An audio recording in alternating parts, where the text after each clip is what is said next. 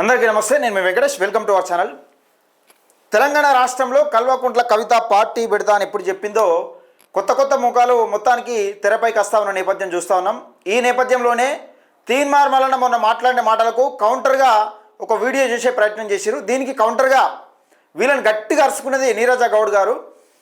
తెలంగాణ రాజ్యాధికార పార్టీ మహిళా working president Neeraja Goud గారు గట్టిగా అంటే మామూలు గట్టిగా అరుచుకోలేదు. అసలు కవితక్క చూస్తే మాత్రం ఏమైనా బిల్డింగ్ మినికలు దుంకుతుంది ఈజీగా, అట్లా అరుచుకున్నది.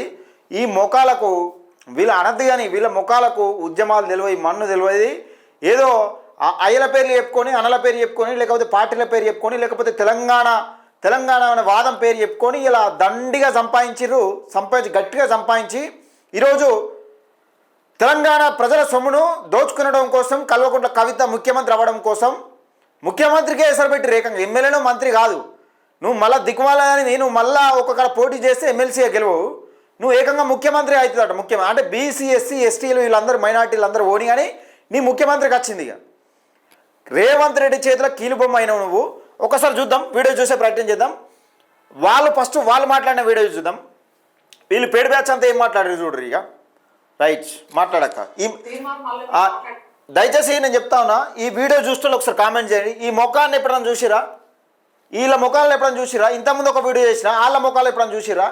మీ ఏజ్కి తగ్గట్టు మాట్లాడాలి. ఇష్టానుసారంగా కెమెరాలు ఉన్నాయి కానీ ఏడబడితే ఆడ మాట్లాడితే అడగోలు మాట్లాడితే బీసీ ఉద్యమం చేస్తున్న ఒక బీసీ నాయకుని పైన దుమ్మెత్తి పోస్తూ ఉంటే ఇష్టానుసారంగా ఒళ్ళు దగ్గర పెట్టుకుని మాట్లాడురి. వీళ్ళకి కాదు నేను చెప్పేది, వాళ్ళకు కూడా చెప్తున్నా. మీ ఏజ్కి తగ్గట్టు విలువతో కూడిన రాజకీయం చేయరి. పిచ్చి డ్రామాలు చేసి పిచ్చి మాటలు మాట్లాడితే మేము కూడా మాట్లాడగలుగుతాం, మాకు కూడా నోరు ఉంది. దేవుడు అందరికి అదే ఇచ్చిర్రు. మీ అక్క దగ్గర డబ్బులు ఏమైనా చేయగలిగితే మా ఆయన ఇంకా రేవంత్ రెడ్డి ఉన్నాడంటే అదంతా కలబడి ముచ్చట. జాగృతి మహిళా విభాగం తీవ్రంగా ఖండించడం జరుగుతుంది.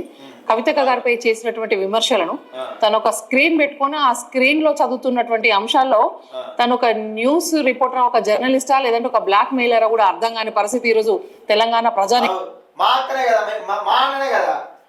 నాకు ఇల్లు కూడా లేదని బూర్చుకోలేదు ఇల్లు కొనుక్కుంటే మా తీర్మానాలనే కదా ఇల్లు కూడా లేదని బూర్చుకోలేదు ఇల్లు కొనుక్కొని ఇప్పుడు సొంత పార్టీ పెట్టి అంత దండికి ఎదిగింది. జనం సొమ్ము దుబ్బే కదా, మాననే దుబ్బింటే జనం సొమ్ము. మాననే 9.5 సంవత్సరాల అధికారం ఉన్నాడా? బుద్ధులు కొంచెం మాట్లాడడానికి అనిపిస్తుంది. తను ఒక అంశాలపై విశ్లేషణ చేసి ప్రజలకు ఒక సందేశాన్ని ఇవ్వాల్సినటువంటి వ్యక్తి ఈరోజు ఒక విషపూరితమైనటువంటి రాజకీయ ఉద్దేశంతో ప్రజలకు విషయాన్ని చిమ్మడని మేము తీవ్రంగా ఖండిస్తున్నాం. అసలు తీన్మార్ మల్లన్న ఒక క్వశ్చన్ ఇస్తాను, అసలు నీది నాలుకనా? మీరు బాగా ఖండించాలి, లేకపోతే పేమెంట్ రాదు. మరి నెలాఖరులో పేమెంట్ రావాలంటే బాగా ఖండించాలి. అటు మట్టనా? అసలు నువ్వేం మాట్లాడుతున్నావు, నీకేమైనా అర్థం అవుతుందా? నీకు కనీసం ఇంగిత జ్ఞానం ఏమైనా ఉన్నదా? నువ్వు తీసుకున్నటువంటి సబ్జెక్ట్ ఏంటిది, నీ చదువుకున్న జర్నలిజం ఏంటిది, అసలు నువ్వు చేస్తున్నటువంటి పని ఏంటిదో, నువ్వు ఎంచుకున్న రాగం ఏంది, అసలు నువ్వు వాడే పార్టీ ఏంది అన్నట్టు నువ్వు చెప్తావు, డైలాగులు చెప్తున్నావు. కానీ చుట్టు కాదు అక్కేమో మాట్లాడుతుంది.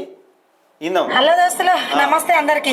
మార్కెట్లకు కొత్త బిచ్చగాళ్ళు వస్తారు. ఈ బిచ్చగత్తని చూడండి, లొట్టి మీద కాకపోతే కయ్య మొత్తుకుంటుంది. ఫస్ట్ అయితే ఈ వీడియో చూడి, వీడియో చూసినాక దీని గురించి మాట్లాడుతుంది. నీతోటి మాట్లాడిపించేటువంటి వ్యక్తులకు నిజంగా వాళ్ళకు దమ్ముంటే వాళ్ళను ఒక ప్రెస్ మీట్ పెట్టి మాట్లాడమను. కవితక్క గురించి ఛాలెంజ్ చేసి మాట్లాడమను. అక్క అప్పుడు మాట్లాడితే సమానం చెప్తుంది. నువ్వెంత కవితక్క కాలి గోటికి పనికిరానటువంటి వ్యక్తివి, నువ్వు కవితక్క గురించి వాయమ్మో ఎక్కడ పోయారు అక్క మీరందరూ. కవితక్క గోటికి కూడా తీన్మార్ మల్లన్న సరిపోడట. అంటే కల్వకుంట్ల కవితక్క ఉద్యమాలు చేసి నిర్వాడి ఉన్నది, జనం కోసం కొట్లాడి. కల్వకుంట్ల కవిత ఎట్లా అంటే అయ్య పేరు చెప్పుకొని అన్న పేరు చెప్పుకొని పార్టీ పేరు చెప్పుకొని సొంత పార్టీ ఎమ్మెల్యేను బ్లాక్ మెయిల్ చేసిన కల్వకుంట్ల కవిత గోటికి తీన్మార్ మల్లన్న సరిపోడా.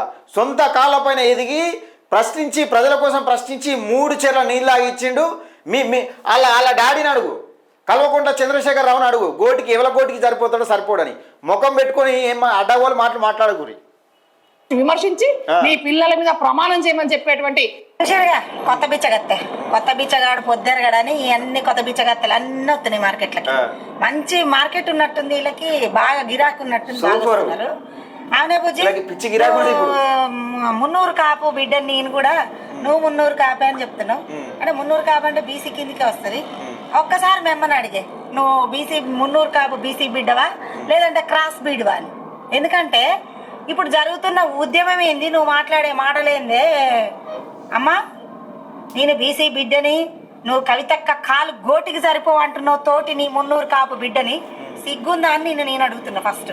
ఎందుకంటే ఇన్ని సంవత్సరాలు కూడా వాళ్ళ బాడుగుడు తింటుకుంటూ వాళ్ళ మోసేతులు నీళ్ళు తాగుకుంటూనే కదా బతికింది. మరే ఇవాళ లెస్స మాట్లాడుతుంది కవితక్క బయటకు వచ్చి 10 ఏళ్ల నుంచి ఉన్నది ఎవరమ్మా? వాళ్ళ అయ్య కాదా, ఆమె లేదా? ఆమె బుద్ధిమంతురాల పనులు చేసిన అది ఆమెతిగా బగ్గ సంపాదించింది లిక్కర్ స్కాములు అవి ఇవి చేసి. ఇక నీలాంటి వాళ్ళకి ఇట్లా చదువుతుంది. ఇక మొరుగుతావురు మీరు కుక్కలు మొరిగినట్టు. ఇప్పుడు మళ్ళా నన్ను డబ్బులు తీసుకున్నావా, టీఆర్ఎస్ పార్టీ వాళ్ళకి అమ్ముడు పోయినవా అంటున్నావు. ఇప్పుడు నువ్వు మాట్లాడేట ఆమె ఎవరమ్మా? ఆఫ్రికా నుంచి వచ్చిన అది. అవునులే, తిహార్ జైలు నుంచి వచ్చింది, కరెక్టే. వాళ్ళ ఫ్యామిలీ కాదు. సిగ్గుండాలి కొద్దిగా మాట్లాడతాను. మళ్ళీ నీ ఇంకా నేర్కాపే అని చెప్తున్నావు. తోటి బిడ్డని ఉద్యమం నడుస్తుంది, బీసీ ఉద్యమం నడుస్తుంది. బీసీగా పుట్టిన ప్రతి ఒక్కడు చేతనైతే సపోర్ట్ చేయదు. అంతేగాని ఈ చిల్లర వాగుడు వాగిర్రనుకో చెప్పులు తీసుకొని మడబడతారు బిడ్డ. అసలు బీసీల గురించి కవితక్క మాట్లాడుతుంది. బీసీల కవితకి హలో దోస్తులు నమస్తే, అందరు తీసుకొని మళ్ళా రాకు రేపిగా.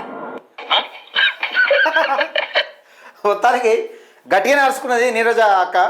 ఇక్కడ బీసీ ఉద్యమం నడుస్తూ ఉంటే కల్వకుంట్ల కవిత వేసే బిచ్చం కోసం మీరు వాళ్ళ ఎంగిల్ మెతుకుల కోసం ఒక బీసీ నాయకుని పైన, బీసీల గురించి కొట్లాడుతున్న నాయకుని పైన కల్వకుంట్ల కవిత గోరు కూడా సరిపో, ఏలు కూడా సరిపోడు. సిగ్గు బుద్ధున్నదా కొంచెమన్నా మనం మాట్లాడడానికి? ఒక దొరసాని గురించి ఒక బీసీ బిడ్డను అవమానిస్తాను. నేను కూడా మున్నూరు కాపు బిడ్డనే అంటున్నాను. నువ్వు మున్నూరు కాపు బిడ్డ అయితే అట్లా మాట్లాడతావు. ఒక బీసీ బిడ్డ అయితే బుద్ధుండాలా కొంచెమైనా మాట్లాడడానికి? అసలు 9.5 సంవత్సరాలు దోచుకున్నారా నాయన? ఇల్లు లేదని ఇలా పార్టీ పెడతా అని చెప్తా ఉన్నది. పార్టీ తెలంగాణ రాష్ట్రంలో పార్టీ పెడతా అని చెప్తా ఉన్నది. ఆమె జనాభా ఎంత, ఆమె కథ ఎంత, నీ లెక్కెంత అని అడగాల్సింది పోయి బుద్ధి లేకుండా, సిగ్గు లేకుండా మనం మాట్లాడుతూ ఉంటే ఎట్లా మనం ఇంకా ఎక్కువ మాట్లాడాలనిపిస్తుంది. కానీ ఇక నువ్వు ఒక ఆడపడుచు అని నేను మాట్లాడలేకపోతున్నా.